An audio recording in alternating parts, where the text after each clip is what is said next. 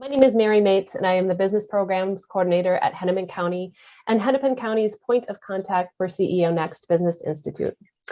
Thank you for joining us for today's CEO Forum. The CEO Forum is one of 3 lines of services supporting CEOs through CEO Next Business Institute. In addition to today's presentation, CEOs engage in peer-to-peer learning and receive up to 40 hours of individualized research and organizational support for their businesses. CEO Next Business Institute is a regional partnership funded by Hennepin, Ramsey, Scott, Carver, and Dakota counties in partnership with the Edward Lowe Foundation. This program is also supported by our community partners, Frederickson and Byron, and Inspirity. I would like to take a moment today to have Kristen Boss from Inspirity introduce herself.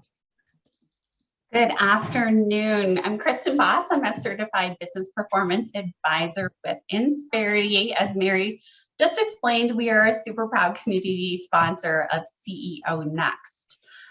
In my role here at Inspirity, I work with C-level executives like yourself, business owners that are interested in implementing an HR strategy that positively impacts the profitability of your business. So I work with small to medium-sized businesses that are looking for an HR solution that stands up to today's current environment. Certainly things have changed from an employee perspective over the last couple of years. And so that's a key area that we're helping our clients in today. So enjoy the show. Thank you, Kristen. We are also pleased to be welcoming our guest speaker, Liz Giorgi, an Emmy Award-winning media entrepreneur and co-founder and CEO of Soona, a revolutionary virtual photo shoot platform providing the fastest and most affordable way to create professional content online. Ms. Giorgi is a passionate advocate for women in business and is the creator of Candor Clause to promote equity in business for women. As a second-time founder, her first business, Mightior, was acquired by Standard.TV. Thank you all again for joining us today. We will have time for questions at the end of this presentation, but you can feel free to type your questions in the chat box throughout. Finally, if you know of a CEO that would benefit from this program, please put them in touch with me.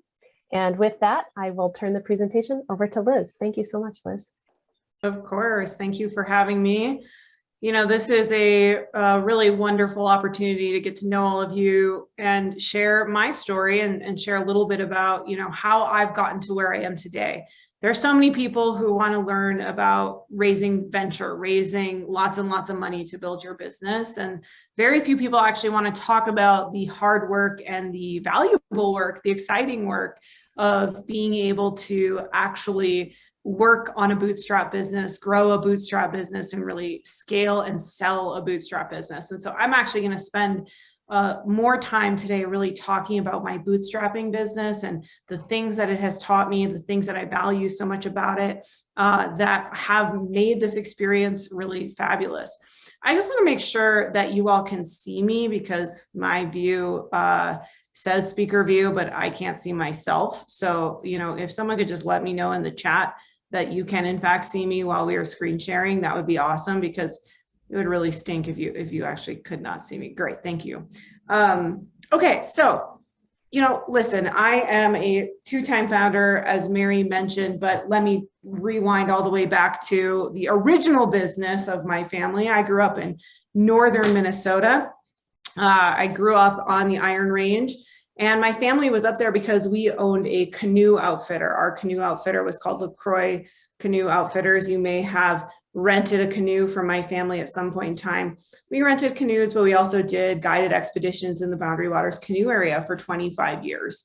And working in that family business, you know, with my grandparents and my mother, I was a young kid from the age of, 2 years old all the way up to 10 years old was primarily when I was a shop kid in that store. And one of the things that I have always talked about learning from that experience of working in a family business, working in a tourism business, is really just the importance of the community that you build around your business. And so as leaders, as people who are building businesses in real time, one of the most important things that you can do is really look at who are the people around me. How do they impact me? How do they inspire me? How do they motivate me? Do they bring me ideas or do they drain me of energy? And in the context of my family business, it was a really important and valuable community for us to be a part of, but also for the people that worked at the business. One of the biggest things that changed my life about working in a family business is it really taught me the value of hard work. It taught me exactly how hard a family will have to work, or an individual will have to work when they found a company to get it off the ground. And so I got to see firsthand the sacrifices that my grandparents made and my mother made to keep that business operating. And it really did set me up to actually not want to pursue business. I spent about 10 years of my career actually working in various production jobs and television jobs and commercial jobs, avoiding the entrepreneurship bug, because I truly did not believe that I had what it took, that I could really make the sacrifices that I saw my family make. And in 2013, I was really forced into starting my first business, My Dear. I was freelancing for a variety of different clients, and I was piecing together a career, but I really felt like I was stretching myself very thin. And I realized even in freelancing, you are your own business. You are the business, in fact, as a person, as a resource. And I really, never imagined myself as a, multi-time entrepreneur, as somebody who would build a business with millions and millions of dollars in revenue and hundreds of employees, but that's actually what happened. And so my first business, I intentionally started as a bootstrap business. Couple key reasons for that. One is I wanted to control the vision. I wanted to control where I was going, why I was going there, and really what types of clients I was going to work with. My Dear was a production company, but we focused on creating ads for the internet. So these are professional quality ads that you would see on Instagram, on Facebook, inside of apps like Spotify or Pandora. And these ads were made largely for very large customers. Our customers were brands like Microsoft and Pillsbury and Wells Fargo. And we loved working with these giant customers. But let me tell you, one of the things about bootstrapping a business that I learned very early on was really how to embrace the uncertainty of the financial mechanisms. And so one of my best tips I can give you today is to build a great relationship with a business banker. And I'm sure this group is actually going to help you find a great business banker.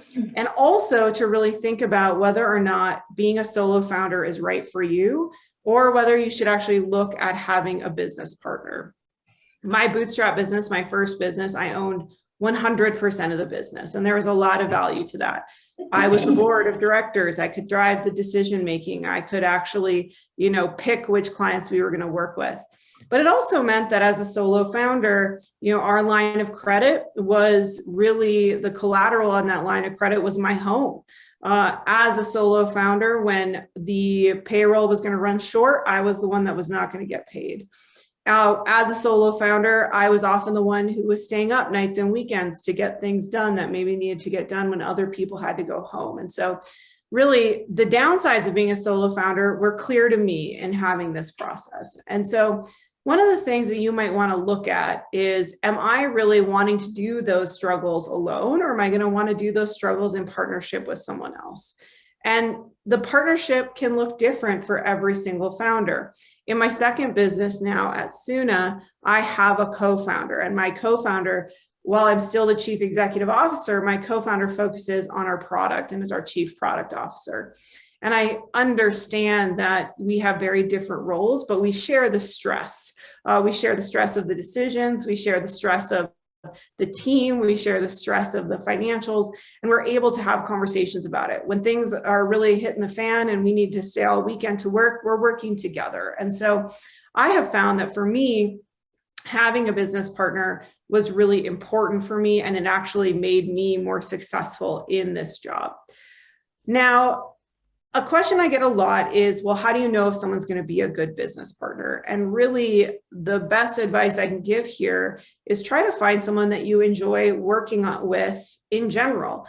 Not necessarily, someone that you can share stress with, but pick a project, pick an initiative, pick a single, start and stop time, an event that you can do together, that you can work through together and actually go through the process of how do you navigate conflict? How do you make decisions?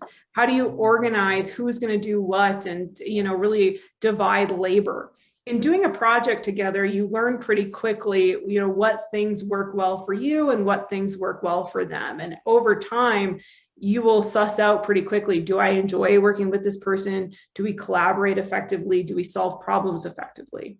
But then I also have this really important math equation that I've, shared with many others, and I'll share with you now, which is there is just a reality in life where if you work with some people, the effect of one person's output plus another one person's output equals the output of 7 people. That's the case of me and my business partner, Haley. We are a unique case of 1 + 1 = 7. When we're working together, we get more done, we're more effective, we're more collaborative. It's just the most impactful partnership you're going to find. But you also may have people in your life where the impact of 1 + 1 will equal 0 or will equal -7. And that's because you're just not effective partners. You end up fighting a lot. You end up degrading each other's energy. You end up not being able to come up with any great ideas. That's actually the impact, the true impact of, finding a partner that makes you better, that makes your work output better. So look for people where you plus them equals the output of 7 people as a potential business partner. If you can't find a business partner and you're really committed to solo founding, I hear you. I did it for 6 years. Like I said, there were a lot of great things. When I sold my company, it was only my decision. I was the only one that had to sign the paperwork. I was the only one who had to deal with the legal. And I was the only one who received the dollar values that came out of that transaction. And so I got the benefits of being a solo founder. It also was an incredible experience insofar as, I learned to handle the pressure. And so as you're thinking about, the pressure and the amount of work that you want to do and the amount of stress you want to have in your life, really be thinking about, am I the kind of person that wants to learn how to do this on my own, that wants to have all the reward and all the risk? When I sold my company, I was really excited about a couple key things. The first was that I didn't have to take it to a board of directors and ask for their permission. In fact, all I had to do was put together the deal memo and contact a brokerage service. And, there can be some questions later if you want on how a brokerage service works, but there's many companies that are business brokers. They help you list and sell a business, prepare it for sale. Well, I was the one who had to sit down and prepare the company for sale. And that meant working with my partners on preparing the books, working with our clients on the contracts, working with legal on all the formation documents and ensuring that everything was in place. And along that way, I got really comfortable with selling the business. I got really comfortable and emotionally truly ready to sell the business. And sometimes I think in partnerships, one person can be more ready than the other. And so as you're thinking about your exit strategy, if you want to, being a solo founder also puts you in a position to more effectively exit, I believe, in many cases. So kind of moving on from the experience of being a solo founder versus having a business partner, I today have a co-founder. And like I said, we split the duties, we split the decisions, but we also share a lot of the stress and a lot of the responsibility.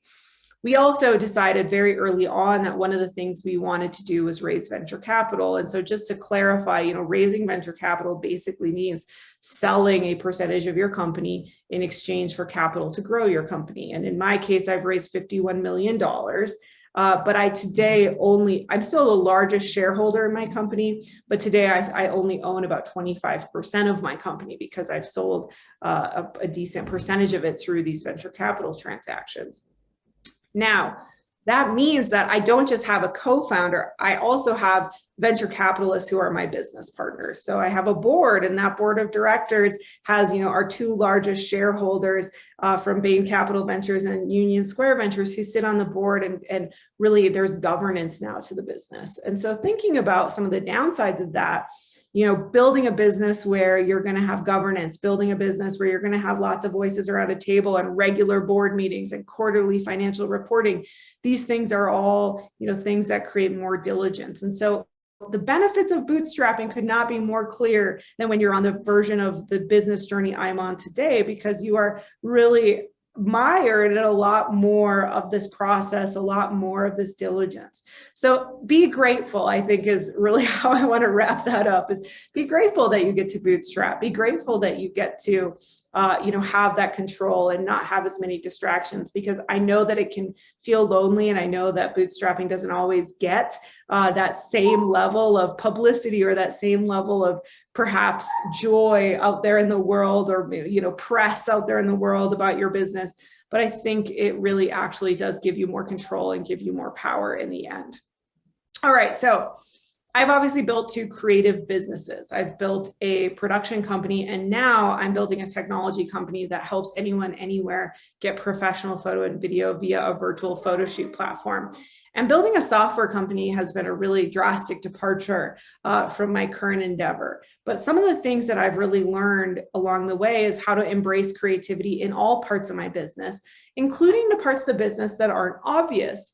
I think it's easy to look at my story and say, oh, so obvious how to embrace creativity in a production company. You're making videos all day, or go to Soona's website and say, well, you guys take all these beautiful photos, and it's easy to see how you're embracing creativity there. But one of the places that I think we most actively embrace creativity in our business is actually in how we think about hiring people, how we think about HR, how we think about onboarding people, and how we think about our data and our reporting. And I'll just kind of walk through some of those examples and what you can take away from them. Hiring is one of the hardest things that anyone can do. If you've ever had a hard time hiring, or you've made a bad hire, feel free to say in the comments if you have. Or if you've never made a hire and you're scared to make a hire because it's difficult, say that too, because that's really one of the biggest things I talk about with every entrepreneur I know, is just the challenge of hiring. And making hires is tough because in large part, it's a big risk. Bringing someone into your company and having them not work out can be a financial risk. It can be an emotional risk. It can be a business risk. And so I've always had such a difficulty. Oh, I'm so sorry, Diane. Newest hire quit 1 hour before it started. Ouch, this is why it's so hard. And you've got on top of that, a lot of market forces that I think are really making it difficult for smaller companies to attract great talent. But you can embrace creativity in your hiring process. So some of the things that we've chosen to do differently. 1, we have put a ban on resume-based hiring. And we did this very early on in favor of portfolio-based hiring. So what does portfolio-based hiring mean? It means show us what you've done. So if you've worked in customer service, show us an example of an email that you've written to resolve a conflict with a customer. If you work in engineering, show us a project that you work on. If you work in finance, show us a forecast that you've built.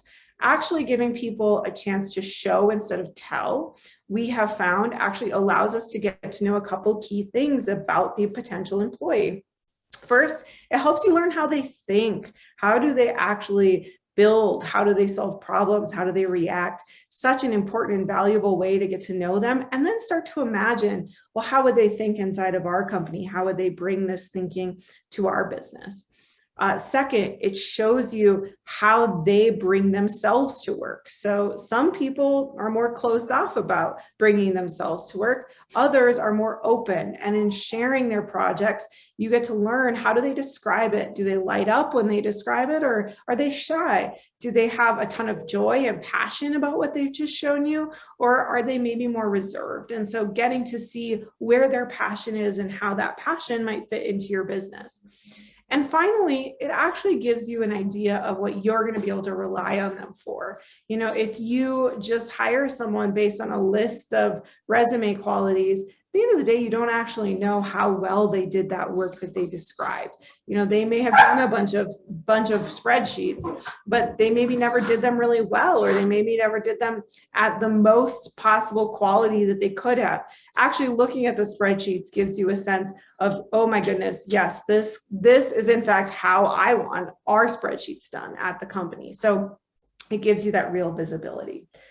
Another thing that we did to embrace creativity in our hiring process is we actually introduced something called a cross-collaborative interview.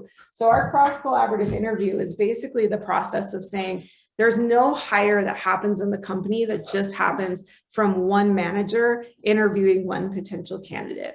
We try to bring in usually a more junior employee or a peer to this person to allow them to get to know each other, share what they've learned about the culture, and try to find that fit there. We've found that oftentimes more junior employees or peer style employees will point out things that a manager simply won't see, right?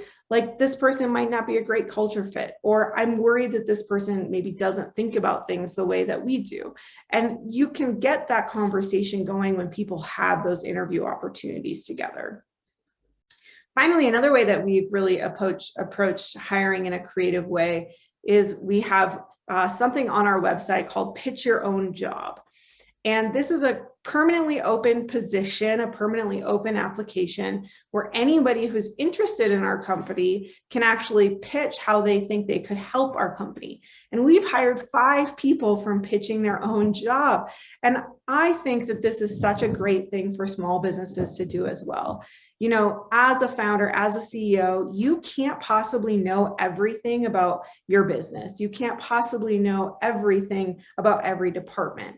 But other people might be able to see opportunity in your business that you can't. And encouraging that entrepreneurship, encouraging that positivity, encouraging that innovation, and inviting it into your company can be a fabulous way to really keep the innovation going when you're still trying to do the day-to-day and keep the business operationally effective. And so you might try some of those creative hacks in your own hiring process.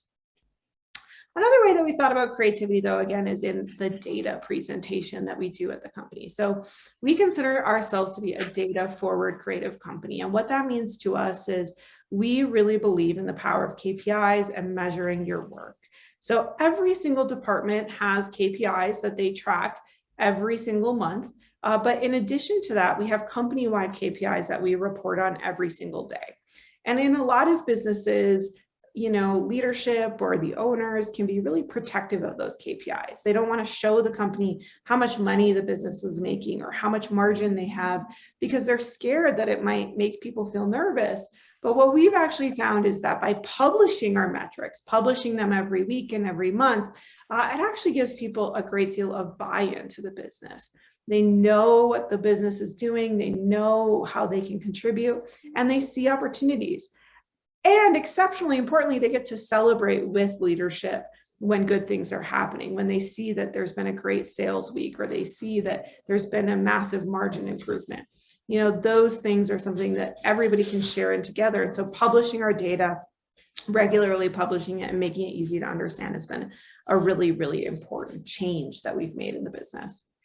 So as you're thinking about embracing creativity, you know, these are just some examples of how we've embraced creativity, but of course, you can embrace creativity in any way that makes sense for your business. Maybe embracing creativity happens in, you know, how you do company offsites, or maybe embracing creativity happens in what you do in your marketing. You can find different ways to think differently. And I encourage entrepreneurs to think about this in large part because so much of this job is so hard, and it can be very easy to read business books and try to do the best practices or listen to podcasts and try to take away the best advice. And that's great. But remember that you started this for a reason. You are in this driver's seat of leadership for a reason, and you should be able to embrace the things that are near and dear to you in terms of making your business a success. Finally, what I want to talk about today is what bootstrapping taught me, because you know, bootstrapping is something that is no joke. It's only for the tough entrepreneurs. And I believe probably all of you in this room are really tough as a result of, you know, your own bootstrapping journey. So bootstrapping is near and dear to my heart in large part because it forced me to learn how business works. And here's what I mean by that. I did not go to business school. I went to journalism school. I have a degree from the University of Minnesota in broadcast journalism. I am very good at talking for long periods of time. Maybe you're seeing that here today, and hopefully you're enjoying what I'm bringing you today. But it also means that I knew a great deal about production, and I didn't know anything about a budget, about a P&L, about a line of credit, or really any of the common terms and phrases that really drive both the financial reality, but also the strategic reality of a business. over time, as my company grew from 1 person to 2 people to 3 people, and then eventually my bootstrap business, Mightier, got to 15 people when I exited it, I had to learn 1 person at a time, was I making enough money to actually bring all these individuals on? And so I actually, in year 2, had a really big awakening. And that awakening was I had no idea how we made money. I had no idea how we made profit. I had no idea how we were going to grow. And I had no idea how to make the growth bigger, meaning how do I make the margin bigger as I grew? But I wanted to understand it. I saw the money in the bank account. I saw the potential. I just didn't have the vocabulary. I didn't have the tools to be able to do that. And so just like many of you are taking advantage of this program, I started taking advantage of a lot of programs that helped me get smarter faster. So one such example is I took a financial wellness course from Babson College, online course that took 6 months that taught me all the basics of business financials. What was a balance sheet? What was a P&L? What was a customer acquisition cost? What was gross versus net margin? All these important terms, phrases, ideas that actually help me understand the business. And one of the ways that you can really understand if you have a real hold on your business is this phrase that I use with my mentees, people that I mentor now. If you don't know your numbers, you don't know your business. I truly felt like I knew production, but I didn't know my production business because I didn't know how the numbers worked. I didn't know how it all added up. And when you know your numbers, you really know your business. You know what products to sell, you know how many to sell, you know what resources you need to sell them. I encourage all of you to get as financially smart as you possibly can, because in knowing your margins and knowing how much potential you have in those margins, you actually can really begin to plan for the future and build a really incredible future for yourself. Critically, it's also all about having great advisors too. At this early stage, in any early stage of any business, but really at any point in a bootstrapping business, it can be difficult to justify the cost of legal help, of tax help, of financial help, but you must do it in large part so that you can set yourself up for success. My first 2 years in business, like I said, I didn't know the numbers. And so I wasn't paying the right amount of taxes. I had a massive tax bill at the end of those 2 years that nearly swallowed me whole. And then I realized, well, I need to get someone in here who's going to help me proactively, who's going to help me along the way. Prioritize having those resources around you, prioritize having those people around you who can give you good advice and actually teach you the things that make you smart. Once I had those sort of people in place and I had the tools in place, it also actually really unlocked this critical mental space where I could start thinking about other things. I could start thinking about, where do I want to sell more services? Who do I want to sell to? What introductions do I need? What marketing do we need to do? How do we need to think about our website and our promotional materials? And so I had so much more mental bandwidth to start envisioning and imagining a potential future that was so much bigger than it was today. And so I think about this a lot. Your mental space, your mental energy is a limited resource. It's like a glass of water. And if you're spending 50% of it trying to figure out financials or trying to balance a checkbook or trying to figure out taxes, you actually then are not using that 50% of that cup of water on nurturing other things, on watering other seeds of growth and potential. And so just think about how you're using that energy and whether or not it's the right energy for you. So kind of wrapping this up before I take questions, I've done the bootstrap path. I've done the venture path. I'm still on the venture path. But what I also want to just offer all of you is that what you are doing is tremendously brave and what you are doing is tremendously important. You represent the best of what human beings can achieve when you choose to put yourself out in the world and grow something. Inherently growing something is such an optimistic and positive contribution to make to the world. And so thank you for choosing that. Thank you for doing that, because it's so important for all of us around you to see you doing that. So thank you for being part of the growth of our community and the growth of each other. So with that, that's sort of my end of my prepared statements. But if you have anything you want to ask me, will open the floor for questions. All right, thank you, Liz. And I encourage people to either continue to fill the chat, or you can unmute and bring your video up and raise your question directly. While we wait for that to happen, I had a follow-up to an earlier point you made, Liz, which I thought was fascinating, this pitch your own job concept. I'm just curious, what type of pitches translated into actual jobs that you can look back today and say, you know, I was blind to that and that made a big difference? Like, what would be an example of how that worked out? Yeah, so one example of a job that we didn't have, but we do have now, is someone pitched us the job of a technology success leader. And this person actually, every time we update our platform, every single time we change our software, every time we make a change to actually how our business works, they are responsible for educating our internal team, but also creating all the help docs and all of the onboarding for our customers. So instead of the software just changing overnight and there being no explanation, now there's somebody who really owns that transition. And the fact that we didn't have that is crazy to me, because there's 10,000 stores on our software. Those 10,000 stores need to know why we're changing things and how it makes their life better. And so that's a perfect example of someone that pitched a job and ended up getting a job. And the notion is it must have translated the ROI, because you guys are all about KPIs and numbers.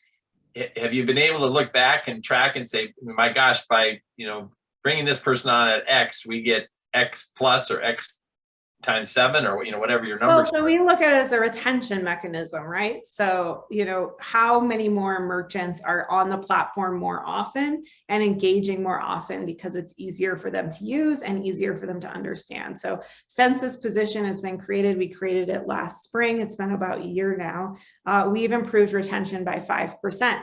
Now for us, that's a lot. That translates to a lot of revenue, that translates to a lot of repeat engagement, and it translates to a much higher NPS score. So we look at a lot of different ways that are maybe not always just dollars, but also retention, higher NPS, and overall customer satisfaction. All right, you hit on an issue that we've been talking about in our groups recently. You say NPS so casually, but not everyone is using the Net Promoter Score. Could you explain what that is from your vantage point and why it's important and what might be relevant to the rest of us? Yeah, Net Promoter Score is essentially a shorthand way of describing, would your customers promote you to others or would they not promote you to others? And obviously what you want is for your customers to promote your services, your company to others. And so our experience with Net Promoter Score, actually, we decided not to pursue that, but instead to just pursue a simple customer satisfaction survey that just said, 3 simple questions. There's lots of tools online that can help you do this. I'm thinking of one called Delighted. That's sort of like an NPS light. I do not recommend you start getting into NPS until you have more than 1,000 customers. And the reason for that is NPS is really a metric that you're going to use to understand where is your hugest volume of customers landing, where's your medium volume of customers, and where's your smallest volume of customers. And it's more so for you about, at the probably early stages, would people generally say they had a good experience? What would they change about the experience? And then, what would they stay the same about the experience? And if you can learn those things, you can drive a lot of great decision-making in your business. Okay, great. All right, those that have posted questions, feel free to speak up. We want to make this conversational and make sure that we interpret and apply the question. Otherwise, I'll read them for you. But anyone want to speak to their question? Liz, this is Raghu. How and which mediums you use to market pitch your own jobs? Yeah. So a couple of places. We post this obviously on our website. We also posted it on a lot of the different job boards that we use most often. So we have about 13 different job boards that we rely on pretty heavily, mostly tech job boards, but also some creative job boards. So depending on your industry, you might have some different job boards that are most valuable to you. We also would post about our Pitch Your Own Job as a post on LinkedIn that then other members of the leadership team could share. So instead of it being a job on LinkedIn, what we would say is, hey, we've opened up this new position called Pitch Your Own Job, and here's a link for you to do that. And so people could then click on the link and go do that. And that got about 100 different shares from different people. So it was a fabulous way to really get more people engaged with that.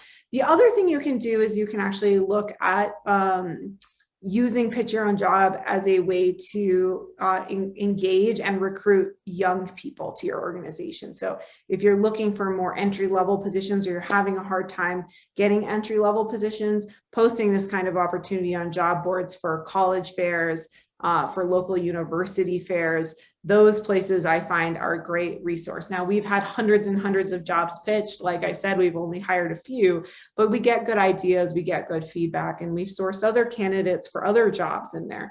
I remember one time someone pitched a job around data science, but we were already working on a new data engineering project. And once we read their brief, I was like, oh, this person would be great for the data engineering team. Let's interview them for that job. And they ended up getting the job, which is fabulous. So it's also a great way to bring in a constantly fresh pool of amazing candidates to your company. All right, so for all those out there in the tech space, we know how difficult it is to find and retain talent with all the pressures. This sounds like a really creative way to expand your reach, or at least source some talent. Diane, you got a lengthy ask there. Do you want to just come on and ask it directly, or would you like me to? Oh, sure, I can ask it. So I like your concept of mental energies. This is probably one of the things I struggle with the most often. So have you figured out the way of when you need to invest in knowing or taking something, like you talked about finance earlier, and when it's time to just hand it off? How do you maintain that balance? Yeah, the balance for me is I need to know enough to be dangerous, but I don't need to do the work to know, right? So I don't actually physically sit down and write our budget every year, but I need to understand how the budget works. What are the puts and takes in that budget? What does that budget add up to? And then I need to understand when I bring it to the board that I can answer all the questions about the budget, right? So I definitely want to understand, for example, why is there, what's the contribution expense between the net and the gross margin, as an example? Are there contribution expenses that we plan to build out of the business? And so I need to know enough to be dangerous, but I'm not going to write the budget myself. I have someone that does that. Another great example is HR, right? I do not know the minutia of every single, compliance law that there is. But I need to know generally the difference between what do we need to do for FTEs versus part-time employees versus contractors, so I can be a thoughtful manager, thoughtful leader, but then rely on my HR person to really lead the charge on everything to do with the details of compliance and the execution of compliance. And so, yeah, I try to just know that I feel like I know enough to be competent, but doesn't mean I'm doing the work, the hands-on work.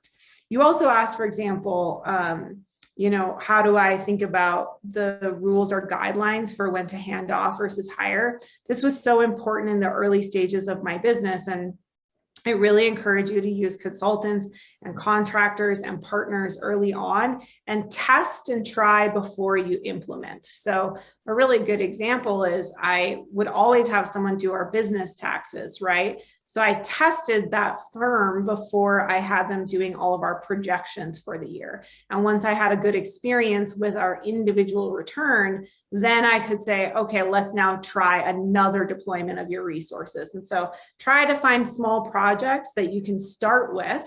And then if it's successful, add more to the plate. Never, ever at your early stage when, capital and resources are sparse, throw all your trust into one vendor. Give them a project, see how the vendor does with that project, see how the contractor does with that project, and then build trust over time. All right. You mentioned earlier about being data forward in the KPIs, and we happened to talk about that as well this morning. Many of our participants either are using or aware of or sampling Traction as a framework to help scale their organization. And we were talking literally about the scorecard and how difficult it is in the beginning to get those KPIs just right, and then how they do evolve and all. But could you talk a little bit about how you established and how you would continue to morph and use the KPIs as a part of a scorecard, and what, in doing it for the first time through traction, possibly, what would be a right set of expectations, and specifically in the sales function, because that's where we were at this morning. Yeah, so, I've read Traction, and I've even done a lot of courses on Traction. And I've actually decided that one of the things that's great about it is it helps you understand how to find KPIs and how to choose them. One of the things that stinks about it is it makes KPIs feel like this very abstract concept. And I think one of the ways that we've tried to make it more clear for people is, you should only measure something that you can actually impact.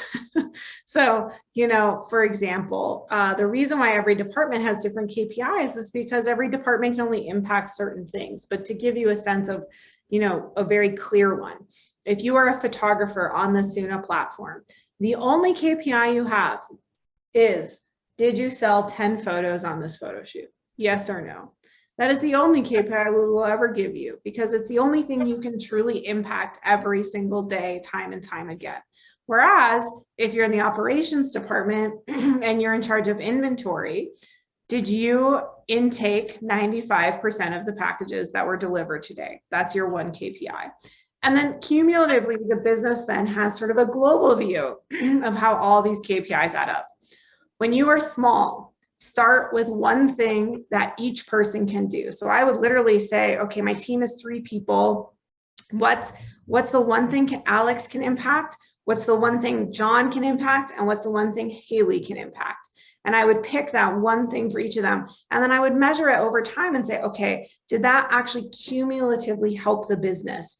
Instead of trying to go business backwards to people, I started with people and then grew that up to the business. And that really helped make it much clearer. And what was so valuable about that is it actually got people deeply, deeply invested in their KPI. They felt like they were successful. They could track it. They could see that they were having an impact. That is what demystified KPIs for me and for a lot of people at my company. And for those that in the meeting this morning that had the KPI question, this would be a great time to explore further if you have a follow-up question. Again, bring on your video or speak up. But until then, you also mentioned this onboarding, being creative about onboarding, Liz. And I don't know that I heard the exact example. Could you talk through like your onboarding process or what you do that maybe would be outside the norm? So here's an example. So this is when you started the company, instead of just sending you to a dumb HR website, we actually send you this physical book. It's our welcome book. And inside of this book, you're going to learn a lot about the company, and you're going to keep this. So it's not going to get lost in some tab in your browser. It's going to be on your desk. So this first page is a letter from the founders with a picture of Haley and I on the bottom in our fabulous outfits.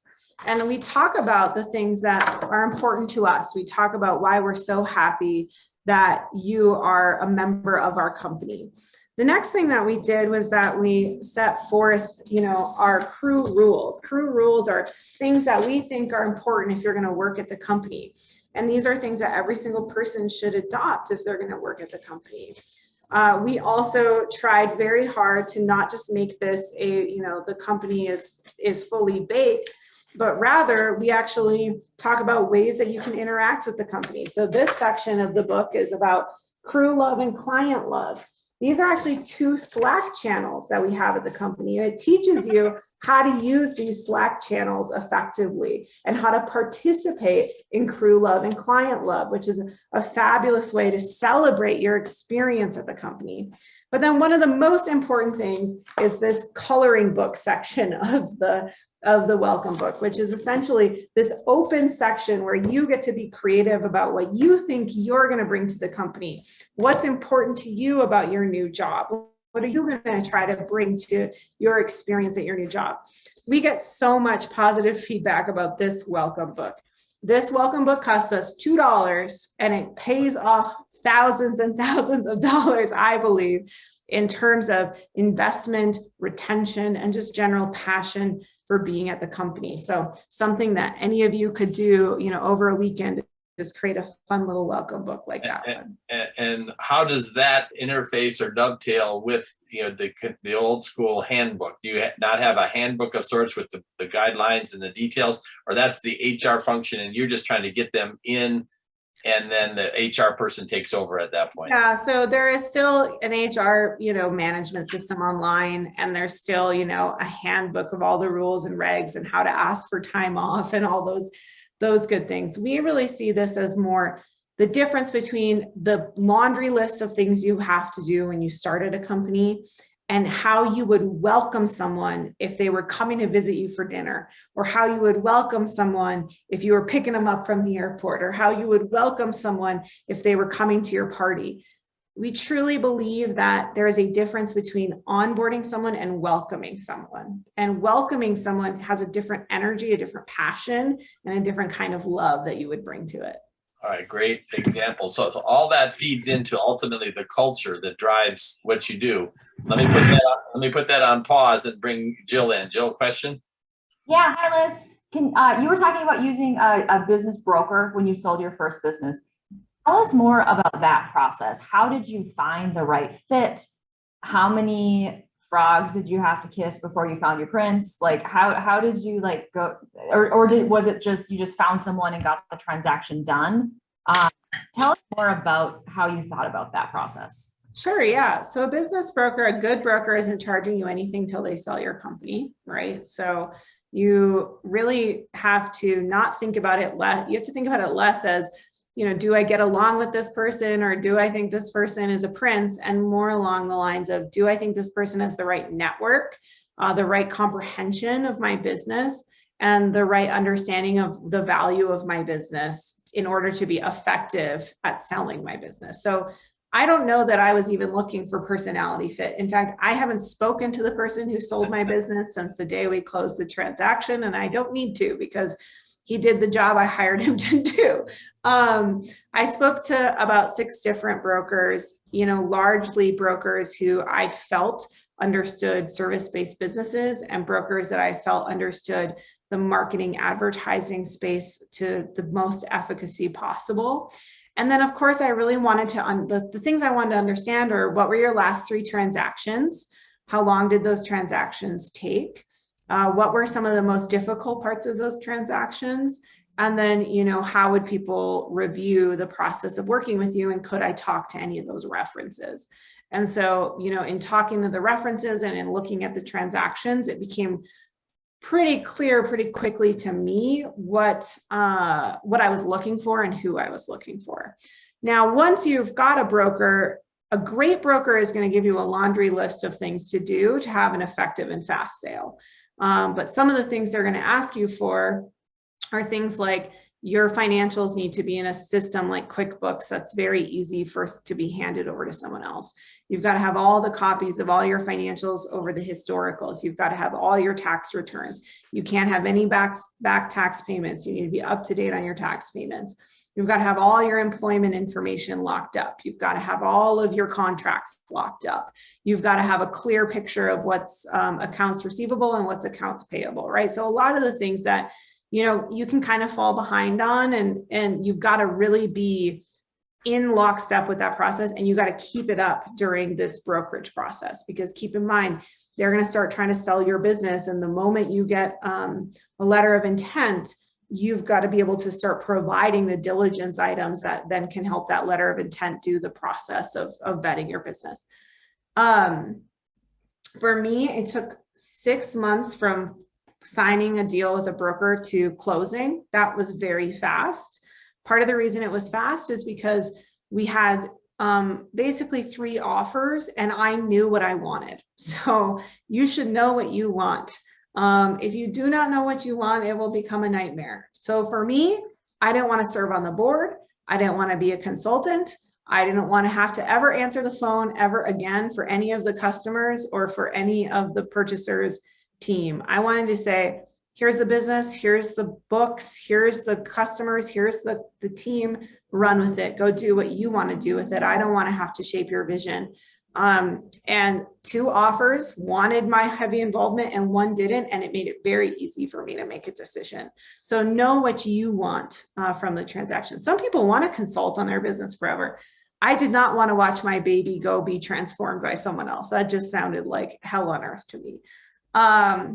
Now, if all this sounds like a great deal of pain, there's actually this really interesting new company called MicroAcquire that essentially is aiming to help people sell businesses essentially in transactions of less than $50 million. Go check out their website. It's just microacquire.com.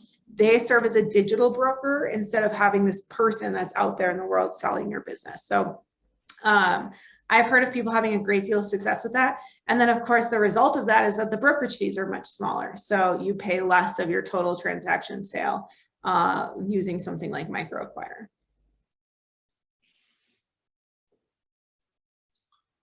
All right, and I guess Jill, the follow-up is, she said that you have to have things in order. If the goal is to get out, but also try to maximize value, what are the value drivers that Jill or others should be looking for that are of particular interest to that future buyer?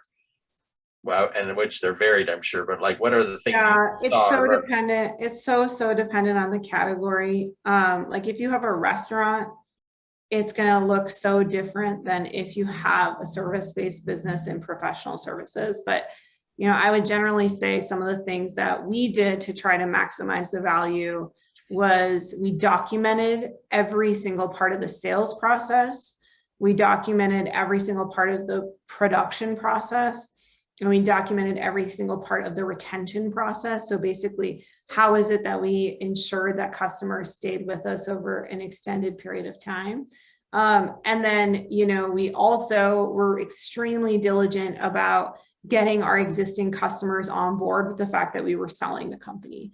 The last thing you want to do is send an email to your 100 customers at the beginning of the transaction and say, hey, we're going into due diligence to sell the company. Are you okay with talking to these buyers? You want to get them comfortable with it months before you actually do sell the business. And so I sat down for coffee with all 100 of our customers and said, I've hired a broker. I'm seeking the process of selling the business. Here's some of the reasons why I'm selling the business. We really would appreciate your support and also, a vote of confidence from you that you will continue to work with a potential buyer if it's the right fit for you. And in having those conversations, I got about 85% of our customers to commit to continue to work with the future buyer, which is extremely important when you're talking about a professional services business. So have those conversations early, get them on board, ask them the hard questions, make sure that they're going to be willing to talk to the buyer. And then, it's really out of your hands after the transaction is over, but certainly, thanking your customers for their loyalty, thanking them for their support afterwards, I think is a big deal as well. Yeah, great example. Back to my earlier point about culture, like all of these pieces, they come together and they are experienced by your employees or your prospective employees in what we come to call culture. Is there any lessons learned, or when you look at how you build and sustain the culture? Because when you're growing, the culture is constantly at risk for new people, new ideas, broken processes, whatever. How have you built and sustained a culture that could scale? I think it's a couple things. First and foremost, you have to live your values. So a lot of founders will sort of say that the company means or believes in one set of things, but then do something different. So when I say we're a creative company, I actually mean that. And then I live that in our hiring process and in our transparency process and our data process. So I actually show that we live that value. We don't just say it's a value. I think another thing is, really having cultural norms around how you share your company's culture. So every single Monday, I write a Monday memo to the company, and that is a routine for me that at 8 a.m. on Monday morning, you're going to get an email from me that outlines what I'm thinking about that week, examples of how our culture came to life, celebrations of our customers' success because of the culture that we're building, things we're seeing in the market that are representative of what we believe in. And then on every Friday, my business partner sends an email called What a Week. That's a celebration of the work we completed that week. And it highlights the best photos of the week and the best creativity of the week and, great sales accomplishments from the team. And so you've got to build in these cultural norms that really bookend for people on a regular basis, that remind them of what the company believes in, what the company is about. That scales to as many people as humanly possible. And then finally, we do something called the Sunnis Summit, and that is twice a year, one time virtually and one time in person. And it's really just an opportunity for us to share success stories across the company of our culture. So we'll tap different leaders to give mini talks on certain topics, to present on projects that they've been working on. And then we'll bring in outside folks who are really inspirational to talk about ways that they're seeing the market take shape and how Soona fits into that market. And so be thinking about how to also kind of bring in outside voices who see Soona's culture, value your company's point of view on the world, and can reinforce that for your team. So all that sounds remarkable. Is there anything about your leadership team structure or organizational or accountability structure in traction terms that makes that easier? Meaning that like you have someone who is in charge of that technology transfer through your, they posted and they filled a new gap in your organization. Is there something about your leadership team or the way you're structured that makes this easier, or it reflects this creativity that you bring? Because most org structures and leadership teams are, they can't deliver on this as well, or they don't seem to. There's something you've done that's different there as well? I think a couple of things. One is we practice something called clean agreements. And what clean agreements means is you don't agree to something unless you're going to do it. And so, there's no half agreement. There's no 25% agreement. If you say you're going to write a Monday memo, you write the Monday memo every single Monday and you don't miss. Even when my dad died on a Sunday, I wrote my Monday memo on a Monday. You practice clean agreements and you live those clean agreements, and that permeates the leadership culture that everybody follows through on the things they commit to. It also means that if you can't commit to something, you say you can't commit. So, when you have a culture of saying you must commit 100%, other leaders will then say, I'm really sorry, but I can't commit to this 100%. Can someone else do that? And so it gives permission for people to say that they can't give 100%. I also think another framework that we use is something called decision rights. And decision rights is basically who owns the decision. So at our company, it's super common to be in a leadership meeting for people to be discussing a whole bunch of things, to be disagreeing about something, and then for everyone to stop and say, well, actually, who has the right to make a decision here? Do we need to make a decision as a group? Do we need to have Liz make the decision as the CEO? Do we need to have someone else inside the company make the decision?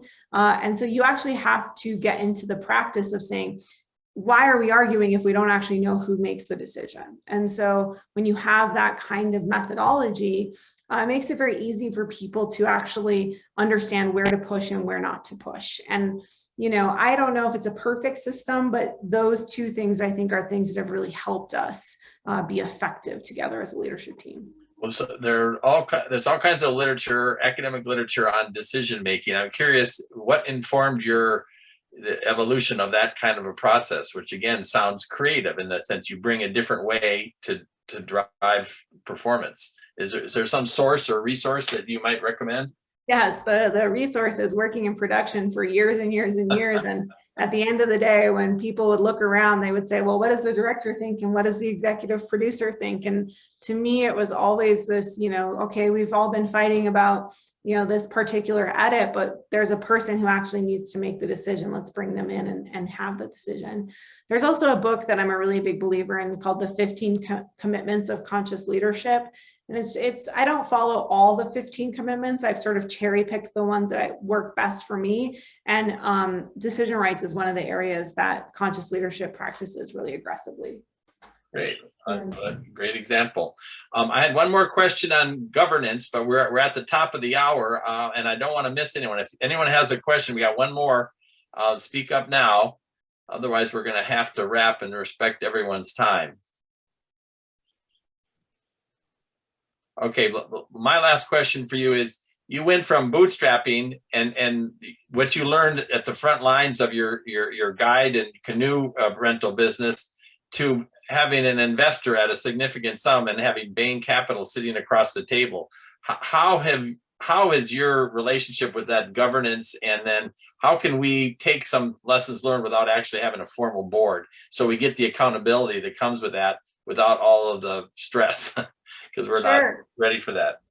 Yeah, first and foremost, governance requires you to have locked financials every quarter that you review with another party. And so I recommend that to everyone. You should be locking your financials every quarter, looking at them with another party. It could be an accounting firm, it could be your tax firm, or it could just be another person at your business that you're going through the process of saying, what went right, what went wrong, where did we hit our numbers, where did we not hit our numbers, and how can we learn from this moving forward?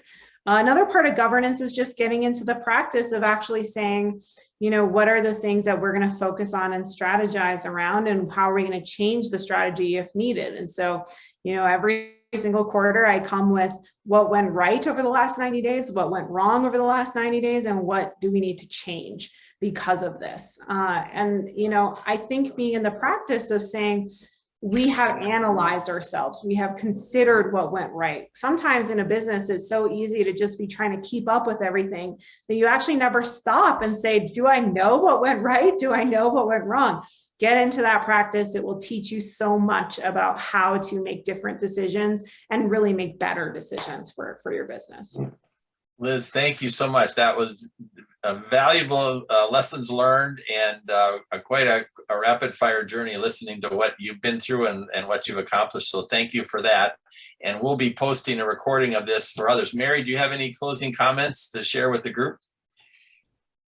Nope, just thank you all so much for joining today, and really truly thank you, Liz. There's a lot of great positive feedback in the comments, so this is a great contribution to this group. So thank you all so much for coming today. Appreciate it. Have a wonderful rest of the program.